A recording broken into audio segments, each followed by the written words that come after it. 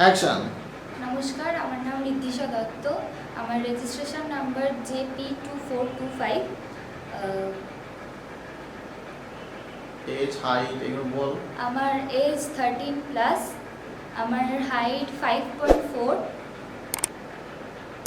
Education. আমার education class 7।